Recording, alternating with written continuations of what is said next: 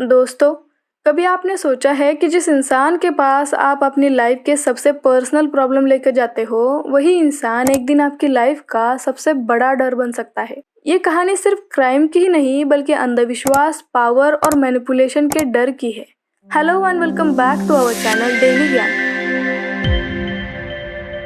अशोक खरात एक retired merchant navy officer जो अपने आप को कैप्टन के नाम से इंट्रोड्यूस कराता था। वो नासिक के सिन्नर तालुके के मिरगांव में ईशानेश्वर महादेव मंदिर ट्रस्ट का प्रेसिडेंट था। धीरे धीरे उसने अपना एक ऐसा नेटवर्क बना लिया जहां पॉलिटिकल लीडर्स और बिजनेसमैन तक उसके कांटेक्ट में आ गए। लोग उसे एस्ट्रोलॉजर, न्यूमरोलॉजिस्ट और स्पिरिचुअल गाइड के रूप में देखने लगे। 18 मार्च 2026 को एक 35 साल की महिला ने पुलिस में कंप्लेंट फाइल की।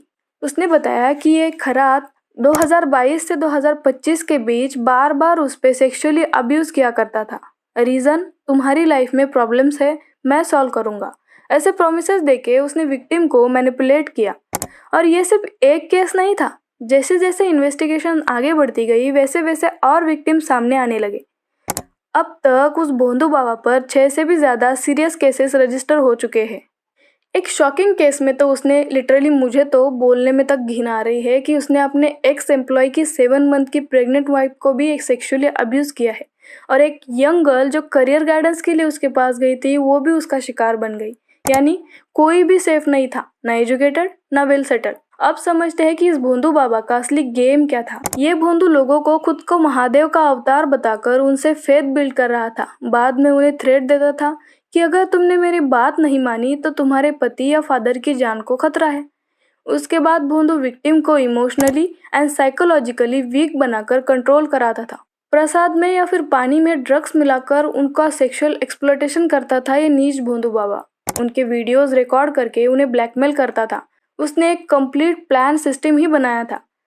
सिर्फ बातें नहीं, खरात अंधविश्वास को एक लेवल और ऊपर ले गया था। इन्वेस्टिगेशन में पता चला कि वो लोगों को डराने के लिए प्लास्टिक के सांप और टाइगर के स्किन जैसे कपड़े का यूज करता था।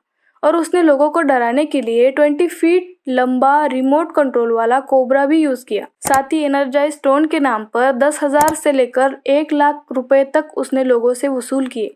पुलिस ने जब नासिक में उसके ऑफिस पर रेड डाली तो उन्हें एक पेनड्राइव मिला और यही से पूरा केस कम्प्लीटली टर्न हो गया। इस पेनड्राइव में 58 से भी ज़्यादा, कुछ एस्टिमेट तो बताते हैं कि 100 से भी ज़्यादा ऑब्जेक्शनेबल वीडियोस मिले हैं।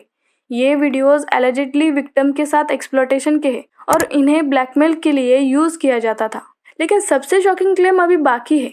कोर्ट में गवर्नमेंट लॉयर ने कहा कि पुलिस को शक है कि भोंदू बाबा ने मंदिर के पास 5 नरबली यानी ह्यूमन सैक्रिफाइसेस किए हैं। अभी ये इन्वेस्टिगेशन का एक हिस्सा है, लेकिन ये अगर प्रूव होता है ना, तो ये केस इंडिया के सबसे डार्क केसेस में कोट होगा। यानी सिर्फ ढोंगू बाबा बनकर खरात ने 100 करोड़ से भी ज्यादा की प्रॉपर्टी बना ली। नासिक और शिरडी एरियाज में उसकी लैंड होल्डिंग से, वीआईपी लोगों से तो वो 50 लाख रुपीस तक चार्ज करता था। जैसे ही केस आगे बढ़ता गया, वैसे ही पॉलिटिकल कनेक्शन भी सामने आने लगे।